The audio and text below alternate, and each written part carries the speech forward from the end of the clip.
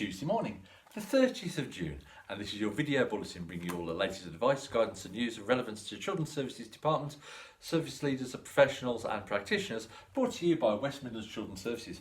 Hashtag Team West Midlands, don't you know? Good morning, I hope you're well. Right, 30th of June, last day of the month.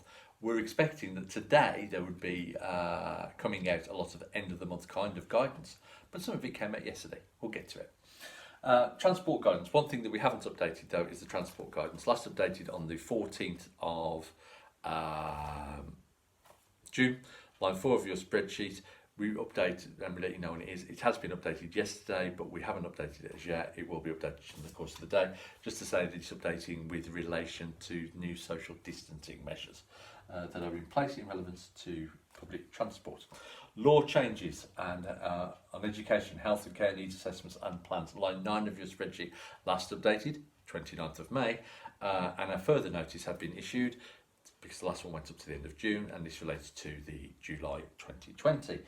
Similarly, modification notice, school registration legislation changes, line 7 of your spreadsheet, last updated 29th of May.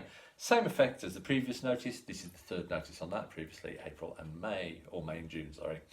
Legislation change, modification notice, education healthcare plans, legislation changes, line 8 of your spreadsheet, 29th of May, your last update. Same effect as the previous notice. This notice relates to the 1st of July to the 31st of July. Disapplication notice, school inspections legislation changes, line 10 of your spreadsheet, last updated. That's right, the 29th of May. Glad you're paying attention. Same effect as the previous notice, and disapplication notice on school attendance legislation, line 11 of your spreadsheet, last updated 29th of May, and the same effect as previous notices. But it doesn't mention September. And it has been reported that anyone who doesn't attend school from September, families will be charged on that, but I haven't seen the actual guidance. But it has been reported in the press. What also has been reported in the press is the Prime Minister announcing a transformative school rebuilding programme. Right, so 50 projects are going to take place in 2020 to 21. This is going to be the start of a new multi-wave 10-year programme. That will be announced at the spending review, which was due to run until July, but obviously there's been other things going on. If you watch the news, you know. Right.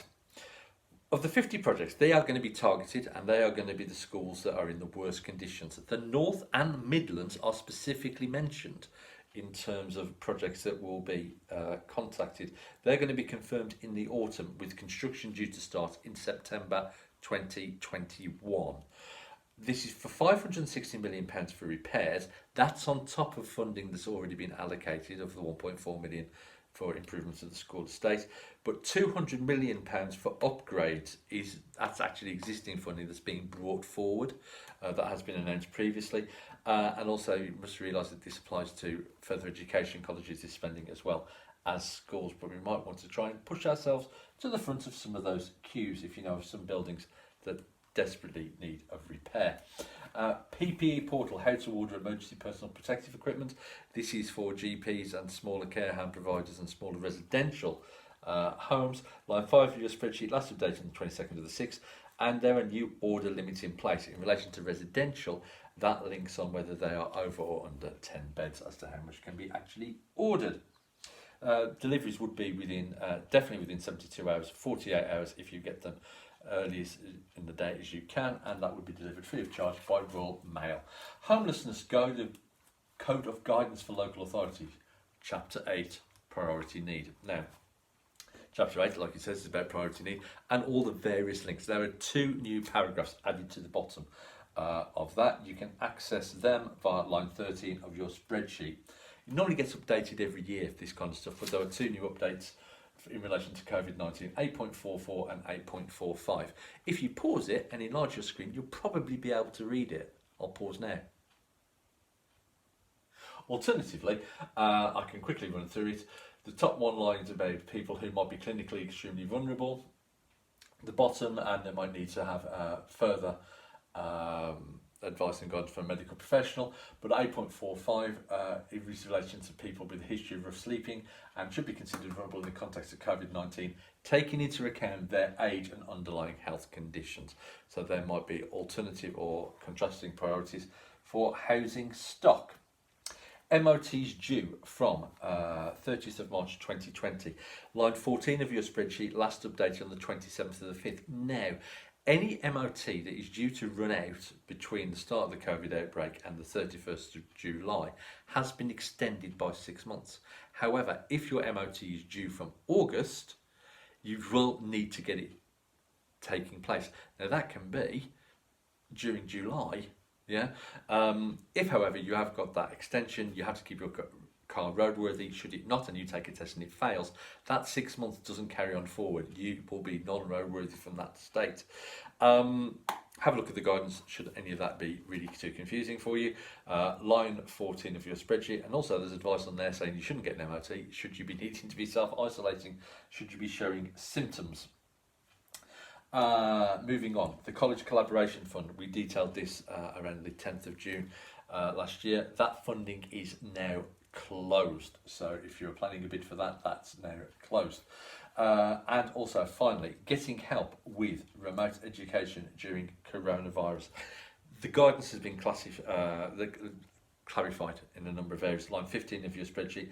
The clarifications include emphasising that these materials are the dongles and the laptops are for education and social care.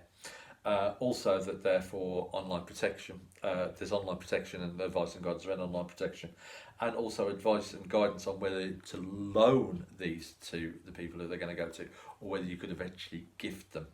It also links through to two links, one for Digital Education Platform Hub and also support for remote learning delivered by EdTech, where there are demonstrators and they can go and take you through various aspects on how to do remote learning, and also King for School Leaders, which gives you access to government funded software on there, including Office 365.